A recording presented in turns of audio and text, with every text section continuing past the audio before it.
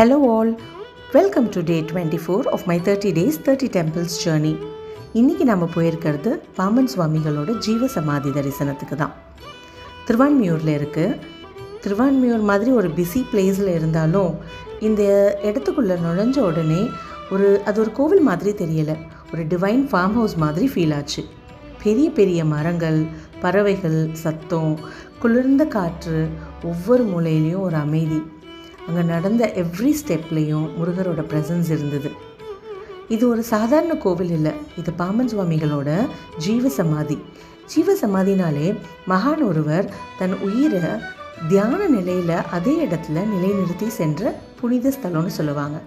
அதனால தான் இப்படிப்பட்ட இடங்களில் நமக்கு எக்ஸ்பிளைன் பண்ண முடியாத ஒரு பாசிட்டிவ் ஆரா, deep silence, spiritual vibration feel ஆகுது.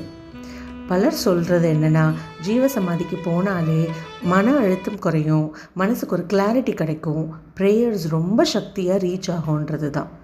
பாம்பன் சுவாமிகள் முருகரோட மிகப்பெரிய பக்தர். எழுதிய சண்முக கவசம் இன்னைக்கு கூட டெய்லியும் மக்களால் பாராயணம் செய்யப்பட்டுட்டு வருது. இந்த இடத்தோட பிக்கஸ்ட் ஸ்பெஷாலிட்டி என்னென்னா, இங்கே நாய்ஸ் இல்லை, க்ரௌட் ப்ரெஷர் இல்லை, அமைதியாக உட்காந்து முருகனை ஃபீல் பண்ண முடியும். ஹானஸ்ட்லி இந்த இடம் தரிசனம் மட்டும் இல்லை, ஒரு ஸ்பிரிச்சுவல் எக்ஸ்பீரியன்ஸ். முருகன் டிவோட்டீஸ் சென்னையில் கண்டிப்பாக ஒரு முறை விசிட் பண்ண வேண்டிய பவர்ஃபுல் பிளேஸ் இது. Day 24 completed with divine peace. Waiting to see you all in Day 25 journey. Bye-bye.